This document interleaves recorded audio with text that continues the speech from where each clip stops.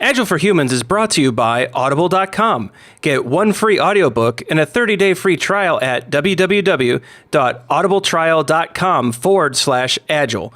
Over 180,000 titles to choose from for your iPhone, Android, Kindle, or MP3 player, including Scrum, The Art of Doing Twice the Work in Half the Time by Jeff Sutherland, and Crucial Conversations by Carrie Patterson. Visit www.audibletrial.com/agile to enjoy your free audiobook today. Processes and tools dominate today's Agile discussions, but we are devoted to the individuals and interactions that make it work. From the beginner to the veteran practitioner, we have something for you. Welcome to Agile for Humans.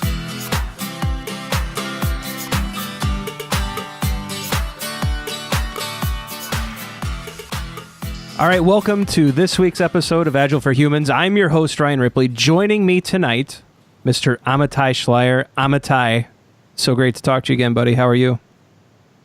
Not bad. How are you? Hey, it's a day, and I'm podcasting. I'm happy. That's the stuff. Also joining us tonight, Natalie Warnert. Natalie, it's a huge pleasure to have you on the show. Love your blog.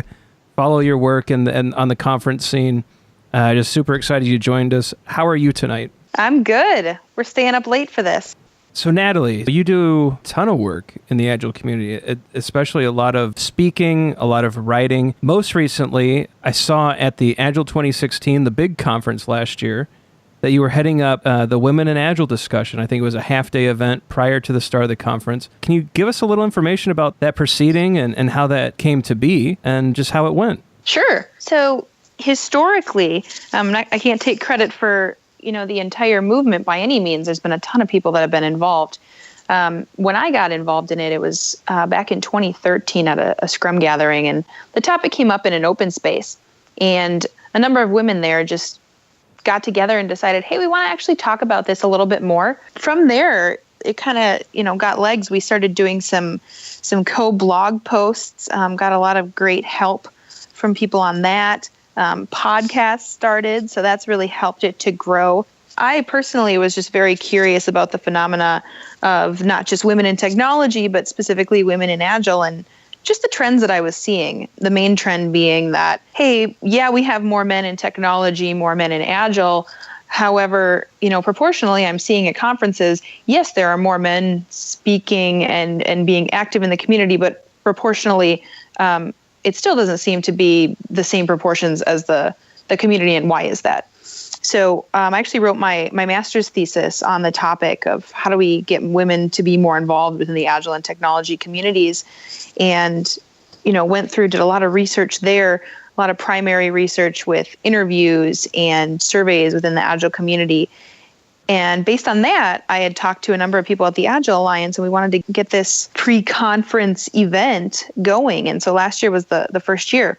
We had an amazing keynote in Cindy Morse. She works at Salesforce, and she's a vice president there and isn't originally from the technology side, so had a really unique viewpoint on the women in Agile and kind of the journey they're going through at Salesforce that she talked about. I'm on that transformation team there, and that team was actually mostly women. And then what we did was, kind of just made a forum for anybody that wanted to attend to, have a place to network and get to know each other, as well as talk about common issues, and just kind of get that momentum moving. Now, I think it was a great success for the first year, working on some new things for this coming conference, Agile 2017. Currently, the proposal is in the works of hopefully getting approved by the Agile Alliance in the next few days here. I think they're meeting, but looking at really taking it to the next level. All right, now instead of more of the what I would call the inform theme for last year, now looking at more of an empower theme, right? So how do we empower each other as women and as members of the Agile community to, really become more involved in how can we help each other out?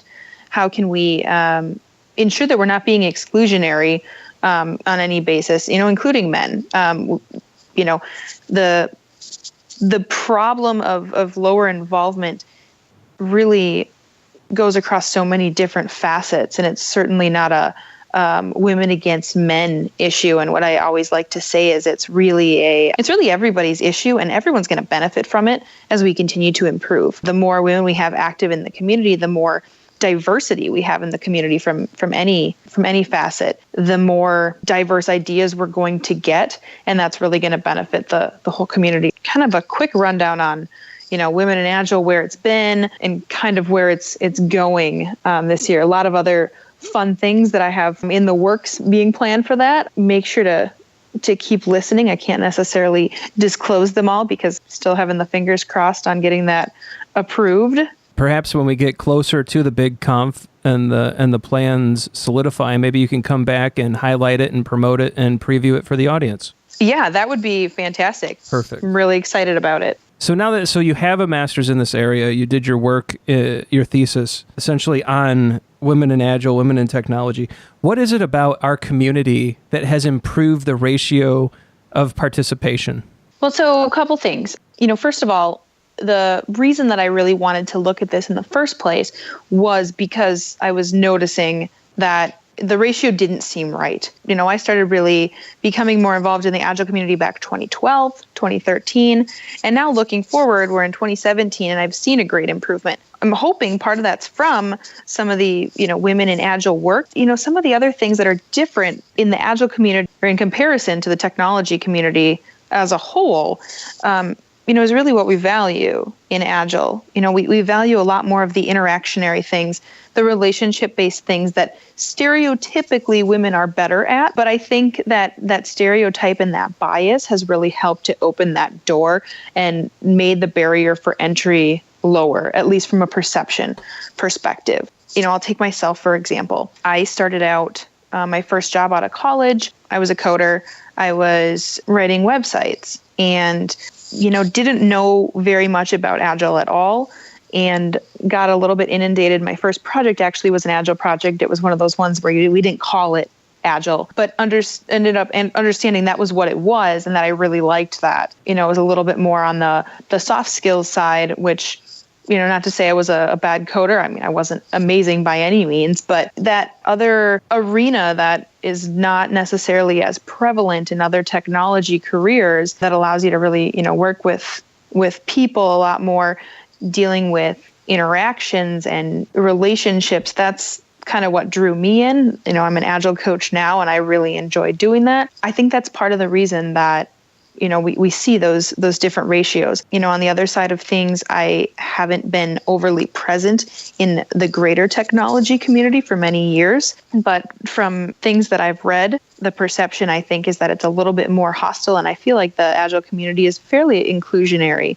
It's a little bit tough to, break into certain things as it is with any industry.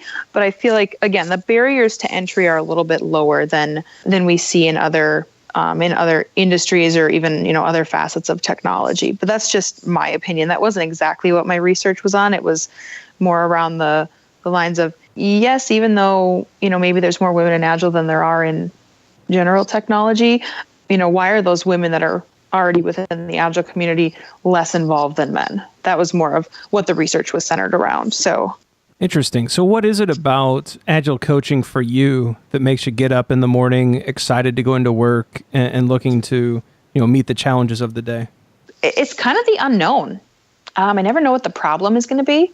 I don't necessarily know what situation I'm going to be in, and that unknown is exciting. It's exciting to work with a number of different teams, learn about a lot of different products.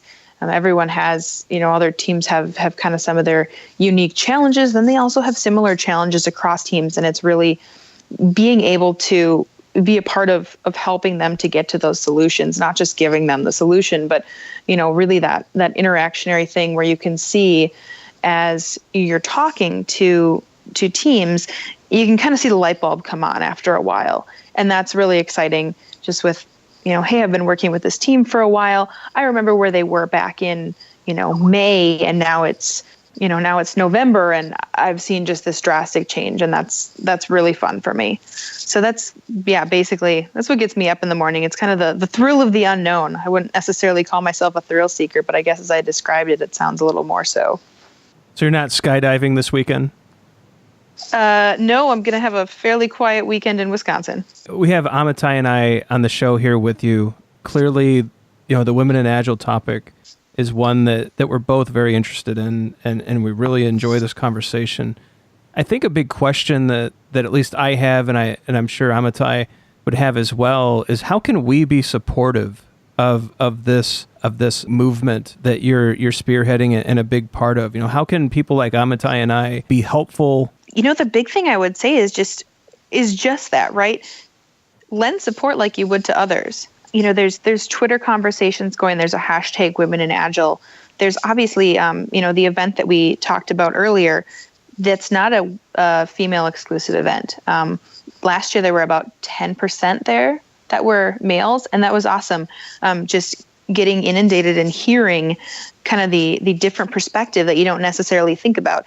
And, that helps the other side too. That helps women to hear men's perspective on it, just as far as, just things that we haven't thought to have discussions about.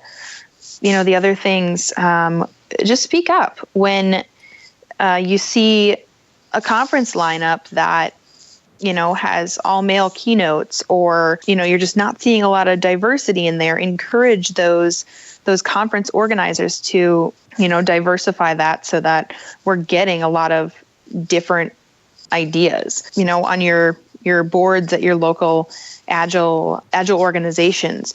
Encourage people, encourage women, encourage everybody to become a part of it, from being a board member or even just asking questions. One of the biggest things I think that came out in my research, and it seems really simple, but I'll tell you a little story here. I was at a Agile user group meeting, and we were doing kind of a fishbowl thing where, folks were up on stage and answering questions, and, someone gets up and goes back to their seat and someone else comes and takes that seat. And at one point I realized, hey, you know what, there's all 5 people up there are guys, and there's about 30%, women in this audience. Why aren't there more women up there? And then one of the things that someone had said to me that I had kind of also realized was extend that personal invitation. I went up to a couple women and I said, hey, there's a lot of guys up there. I think you probably have something to contribute. You should go up there. Same thing if someone reaches out to you directly and says, hey, I think you should submit to this conference. I think you should be with me on this podcast. People are much more likely to do that. And so it's really extending that personal invitation in a day and age where we go further and further away from personal communication. So that's just a simple way that, you can help to show support. And back to the theme I was talking about earlier, help empower those people to become more involved and give them that support. I'll add to that a little bit. The idea of, if you have a platform to share it, that's something that I think is easy when we're talking in a podcast context. Ryan has certainly had a lot of women on, and if he wanted to make a point of it, he could seek out more women on purpose, and I think to some extent he has. I could do the same. I have a podcast called Agile in 3 Minutes that I've just begun having guest hosts on, and I probably will make a point of looking to share it with women and people of color preferentially, just because it seems to be a platform that I now have, and I want to make sure that I do that. Another thing that I do is periodically, when I'm able to notice, I realize that I'm in kind of a self-reinforcing bubble, that the kind of people that I spend time talking to tend to connect me with the same kind of people that I spend talking to. And so if I don't take some effort to change who gets in, then I'll just get the same kind of stuff that I get. That's what social networks do. And so if you want a more variety of input in your social network, you have to seek it out. And so I try to notice every so often when I'm not seeking it out and do something about it. And then one more idea, which I got from a combination of Troy McGinnis and Kat Swatell, is that I know some people, if there isn't a code of conduct at a conference or a meetup, they won't go. And I can understand for some people why that's important. I don't have that problem, but I have started, thanks to Troy and Kat, that when I'm presenting at a meetup or a conference, whether or not there is a code of conduct in effect, I will highlight that fact either way in my slides for like the first couple slides, just to say, here's where it is. Here's a couple examples of what it says. I did this at Agile Testing Days, and I framed it in terms of examples and how you would test this, and maybe if you were to do some cucumber scenarios, and if you could automate it, that would be amazing, but forget about that.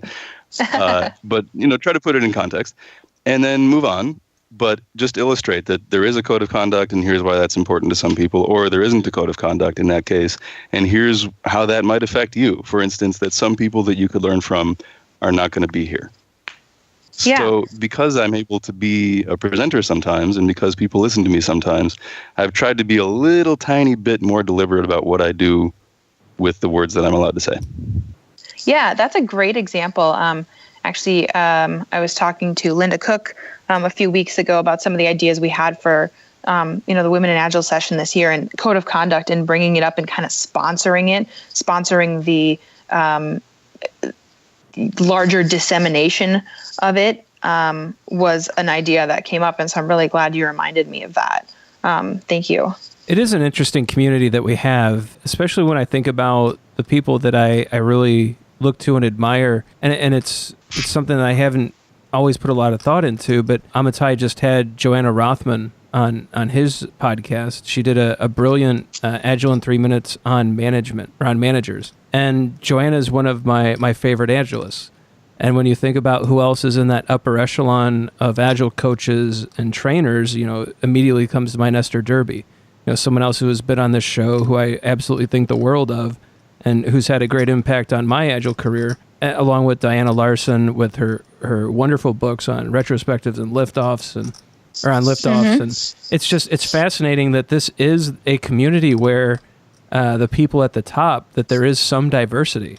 And if you look at the Java community, the .NET community, I don't think they can boast the same advantages that we can. Yeah, absolutely. I think we are leaps and bounds ahead of other communities.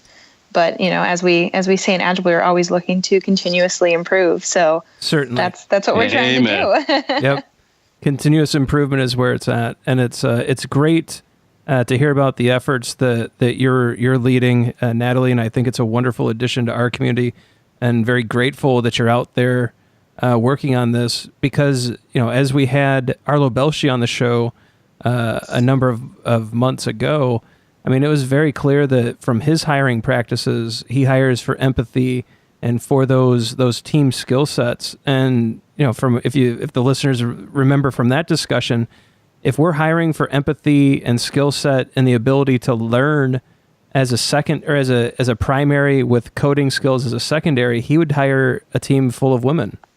And he made that very clear that would be the highest performing team in that kind of model. As Agilists, we have these necessary social skills. We have to have empathy for the people we're coaching, because we're meeting them where they're at. We're trying to take them to a new place.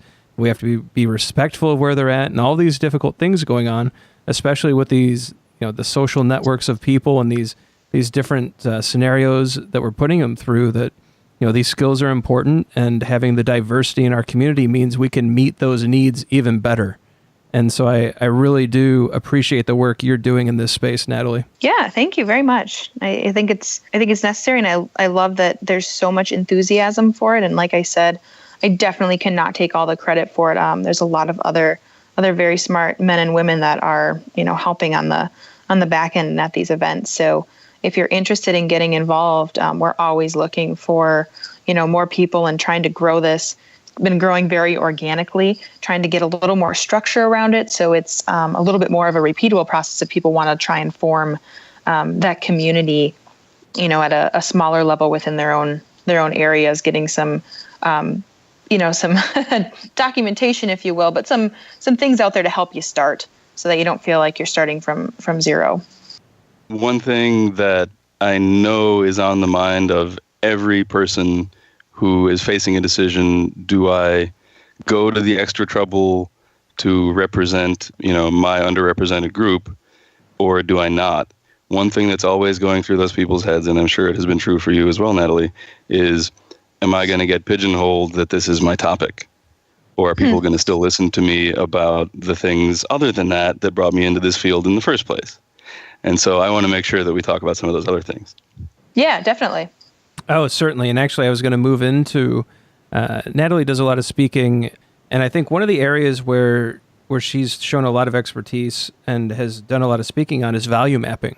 And so, Natalie, this is an area that I'm certainly not as fluent as you are, and I was wondering if you could give the listeners an overview of value mapping and perhaps some of the applications, especially on, perhaps product road mapping and other areas like that. Sure. Yeah. So, when I talk about value, it's really important to understand the context in which we're using the word value in. And if you actually look it up in the dictionary, and this is on a number of my slides, value is either a verb or a noun. And so the way that I relate that is, if we're using value as a verb, right? I value something at a certain amount. I value this feature at X number of dollars. We're really looking at it from a business-centric perspective as far as, hey, what's the ROI that's coming in, or what's the cost savings that I'm going to get? And that's an important thing to do. It's absolutely necessary for us in business. Thinking startups, we need to have our cash flow moving, and obviously larger companies, we need to be making money. However, now if we look at it from the other side of the coin, and we're looking at value as a noun, value is a thing. That is how our customers tend to see value, right? What is this thing, this value that this feature or enhancement or whatever it is going to bring to me? And so I kind of do some comparison and contrasting in a pretty active exercise and say, first, let's look at this list of features. And I actually have, cards with features that I've made up, and I kind of tailor to depending on what my audience is. So if it's, at a client, I'll put together cards for, different features that they could be working on or are on their roadmap, and then say, let's organize these based on, value from a business perspective. How much money is this going to make or save us? And then we kind of turn the tables and say, okay, now think about it from a customer perspective, and what's our customer seeing this as? And for that, I use a Kano analysis diagram. And so if you're not familiar with Kano analysis, it really looks at kind of a product life cycle, and what are the new delighter features, the exciting ones that are really putting us ahead of the market. What are the performance features, the things that are becoming more commonplace, they're becoming more expected, and then what are the basic needs features? Those are the ones that aren't super sexy, but you know what, if we don't meet those basic needs, we're not going to get people in for those delightful features that are going to make us that money. And that really ties the two together as far as, what kind of revenue do we see, do we feel like we could bring in? And, what customer needs are we actually meeting here from the customer perspective? And so the big thing that I like to talk about there with road mapping is ensuring that, hey, our roadmap needs to have a mix of all these things. If we're doing a ton of new features and we're turning into that feature factory, right, we're probably also accumulating a lot of technical debt. And the one thing I say with that is, customers won't notice necessarily when you pay down your technical debt, but they will notice if you don't. That's kind of a hole that we get into quite frequently when we're trying to put all this new stuff out. We're creating these piles of debt, and we need to go back and look at it.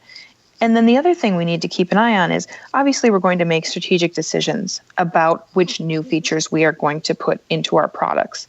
And we need to keep an eye on the ones that we decide not to put in, because over time, if we make some wrong decisions, or just some strategic decisions that don't include certain things, if those move down into the performance feature category, the ones that are starting to be more accepted that maybe we didn't hit the mark on, we're probably going to have to take another look back and figure out, do we need to build this in now?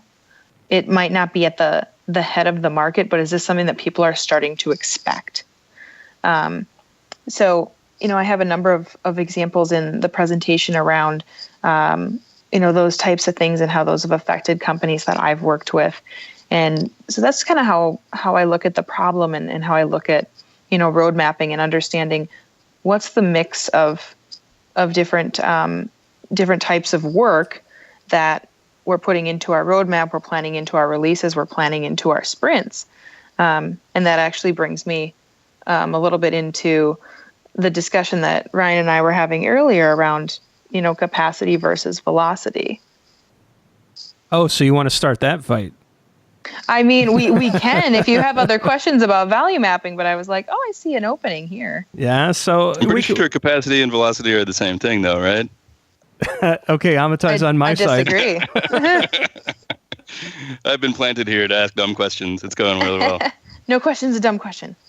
Not at all. So Natalie, she blogs at nataliewarnert.com, and it's a blog that I follow. I really enjoy it. She posted an article called Capacity versus Velocity. And so one of the key arguments is that velocity and capacity are not the same thing, which I found intriguing. And I'm wondering, Natalie, if you can help educate me, because clearly I'm missing something. Because I've always thought that velocity was really just a capacity measurement. So what have I missed? And actually, what has Amitai missed too? And and how should we really be looking at this? I'm really big on precise wording. So I try, you maybe will notice, as I said before, I looked up value in a dictionary. I have not looked up velocity because that's going to probably not give me the Agile definition. But velocity is, yes, a factor of a team's capacity. However, I think that in a lot of organizations I've seen, some people see velocity as one thing and other people see it as another. So some people see velocity as a synonym for capacity. Some people see velocity as something else. And the argument I'm really making is, honestly, I don't care what word you use for describing that, but make sure you understand how other people are interpreting that word. So what I really talk about in the post is that sometimes velocity is talked about as the amount of new feature work that we can get done within a sprint. And that's fine. But if we're using that as a synonym for capacity and we're not looking at only new feature work, and this goes into, I don't want to get into this, but this goes into, do we estimate defects? Do we estimate, spikes, those types of things? That directly ties into that conversation.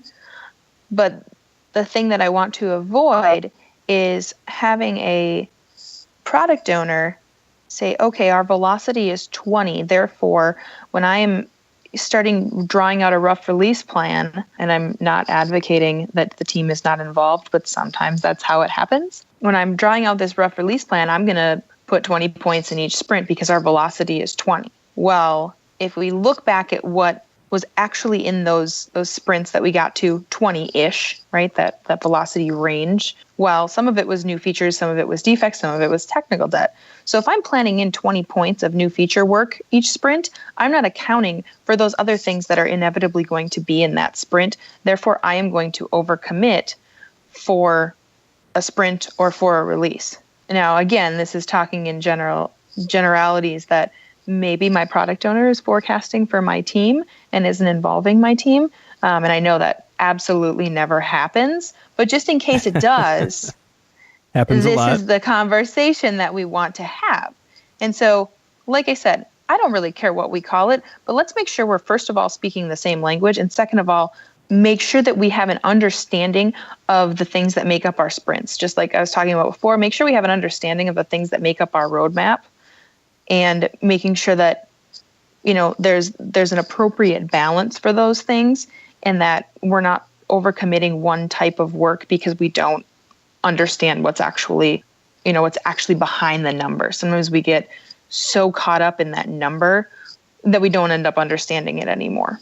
I think the framework you've laid out here, and what the equation that you used that sums it up was sprint work, or in other words, capacity, equals new features, or in other words, velocity, plus tech debt, plus defects, plus overhead, plus unknown. I think the good thing that does is that it brings visibility into the type of work that the team is being asked to perform. And it's not always clear or apparent that tech debt, defects, overhead, and just the unknown things like appointments, vacations, other things are going to cut into capacity. I love the distinction that you're making, that there are different types of work. Yeah, and I think that really goes into, I said I didn't want to get into the discussion, but I'll just state it once more. It goes into the fact that some teams don't estimate technical debt, some teams don't estimate defects or overhead, then yes, your velocity probably is your capacity if you're only estimating, what your new feature work is. And then the other things are just there, and maybe those are our account or something instead of actually having story points on them. However, if you're estimating everything, which some teams do, then you really need to have that distinction as to what's in there from a percentage perspective, points perspective, so you can as accurate as as you can be with estimating, forecast. So as I'm thinking through this, if I have a team that can, and first of all, listeners know that story points are not a great, or we're not big fans of story points on the Agile for Humans podcast. But if you are using them, and I think a lot of teams use them as an entry point to Agile estimation and planning, and I think that's important. It's important to get a feel for how that works. Eventually, it's important to have the conversation. Absolutely. Is what I say. Well, and if your business partners and your product owners want to work in that manner, that's part of collaboration too. And so I think it's important to always meet the needs of those that you're serving, or as a team, to meet the needs of those who are writing the check. That's always important. So with that said, though, if you see capacity as, let's say the team in your example has 20 velocity or 20 story points of capacity, that capacity will be chewed up by all of the various different types of product backlog items, which include features, bugs or defects, and all of those other things. And so that's, I think, where I get lost with the terminology, which is really probably more of a semantical argument than anything, is that if we have 20 story points, it really doesn't matter what kind of work it is. There's 20 story points worth of capacity, and that's all that's really going to get done during the sprint. Yes. So. Yes, and so I'll try and rephrase what I was saying before. The issue that I was running into with that, calling it capacity or velocity, was my product owners saw 20 and said, okay, I'm planning out 20 points of new feature work for each sprint in the release. And that didn't take into account the other things that, made up those 20, because they just saw 20 and said, all right, 20 is my number I can forecast on. Well, and what I like about the way that you've laid it out for the product owner, I think part of it is just coaching the product owner about all of the different types of product backlog items. But I also think the more interesting coaching conversation, and you actually pulled some graphs from a good friend of the show, Aaron Copel, and showed technical debt, defects, and overhead chew into velocity. And I think that's also a very important discussion. So a lot of teams will also run into the situation where a product owner will say, well, why would I invest in technical debt? I have these 10 features that will make us money. And what the discussion which you typically try to bring it back around to, if you don't address a technical debt, you won't get these 10 features. When you think you're forecasting it out, it'll actually be further out because we can't deliver software sooner because these things are blocking us. And that's always an interesting conversation. What I like is that you're making it very explicit that these things will impact velocity. These are all factors of velocity. And for that, I think it's just a wonderful article, aside from a semantical argument that coaches like us should really only have over drinks and after a long day at a conference. So. Yeah.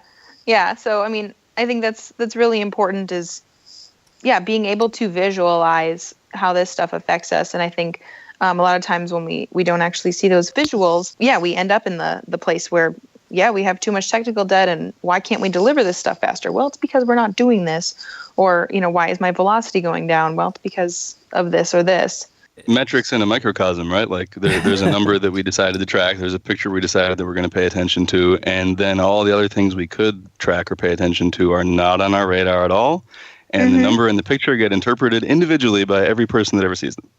Yeah, that reminds me of a metrics talk I did a couple of years ago when we talked about metrics need to have an end date. Because if we get so inundated with a certain metric, we're going to become blind to a lot of other things. We're only going to focus on that one thing, and then there's going to be a lot of things that are going to creep up on us. And so, making sure that we're keeping our peripheral vision sharp. Well, they say what gets measured gets managed, but I think what people forget is that the people being measured are managing that metric too. Absolutely. Every metric can be gamed, and every metric will be gamed. It's not, behaviors will change toward that metric, and it's not necessarily malicious. It's just that's the way that we behave.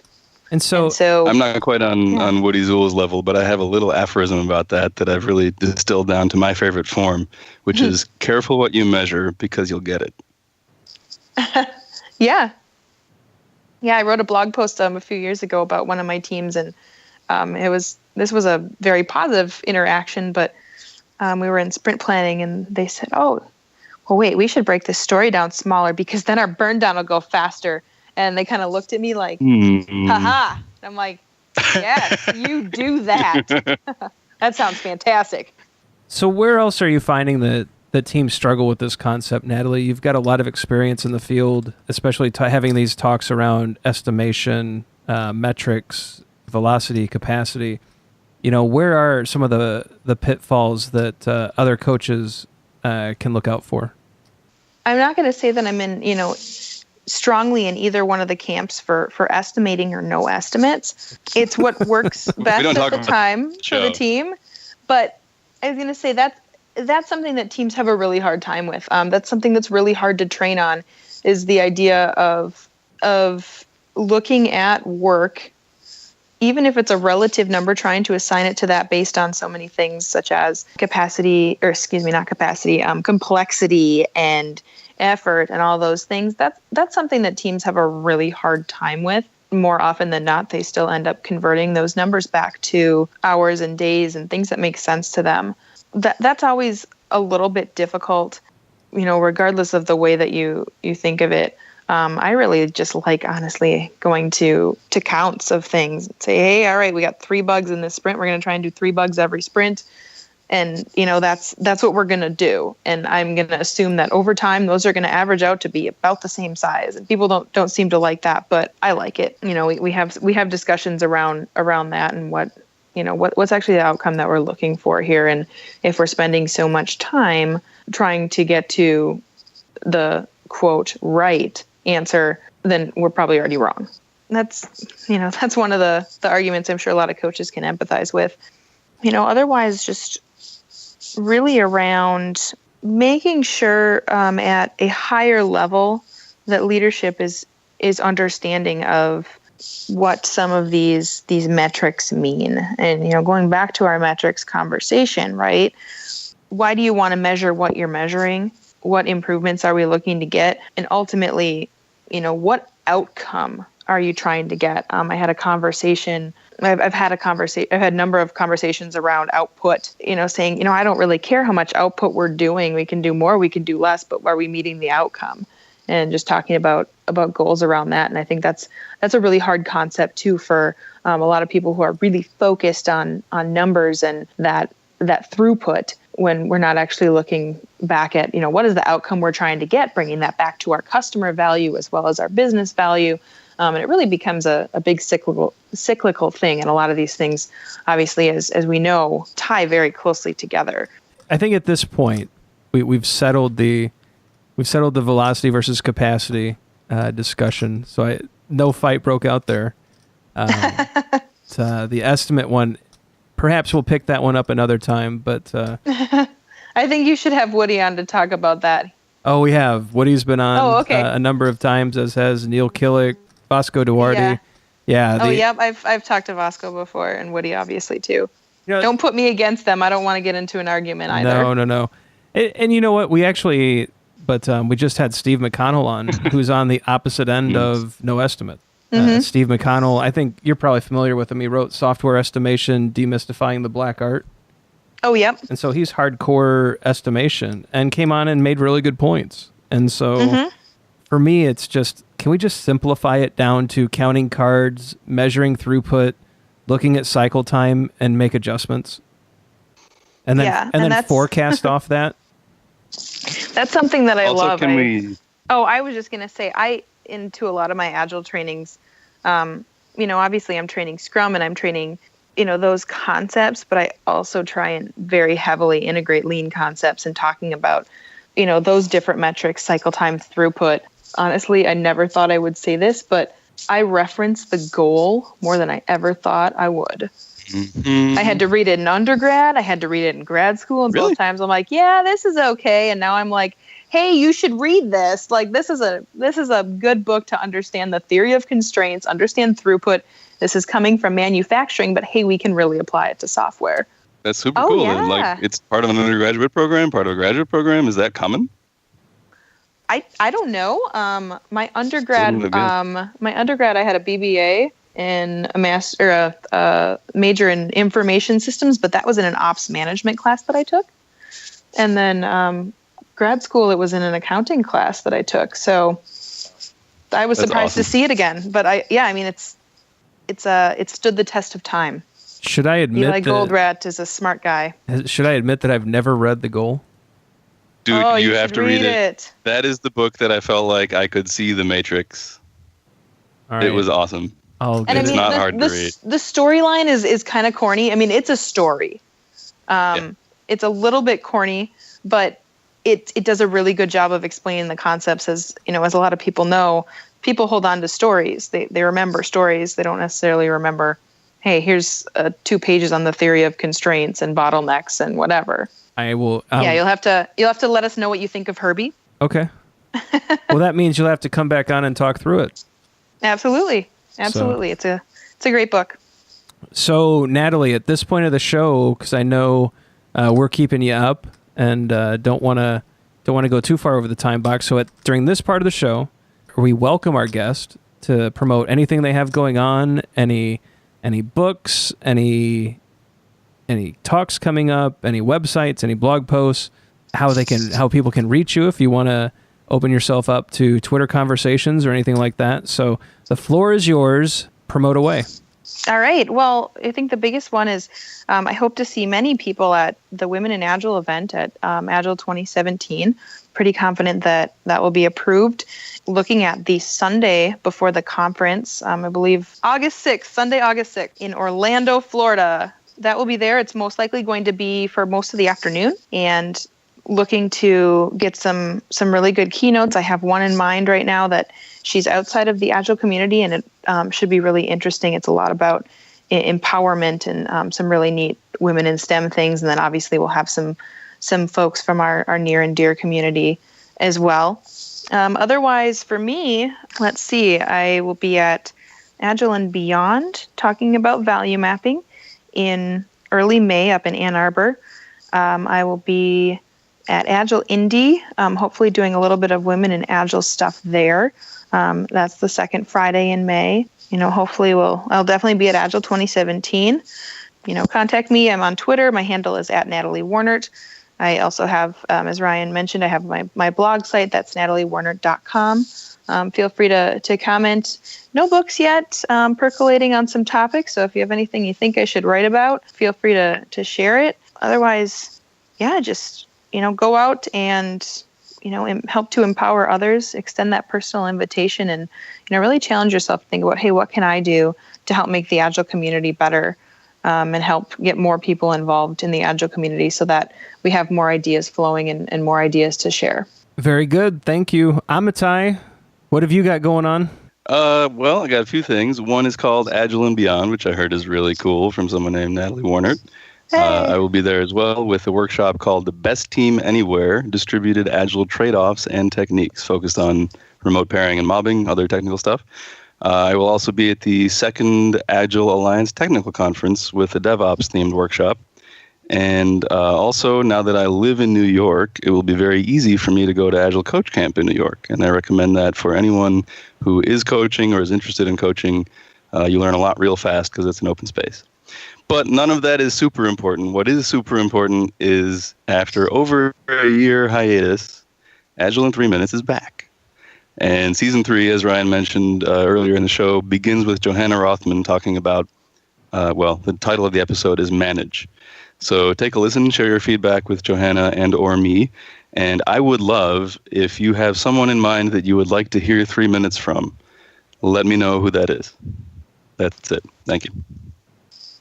I do have to say that episode with Johanna is amazing. If you have, or if you're working with a manager new to Agile, it's probably the most important 3 minutes they can listen to.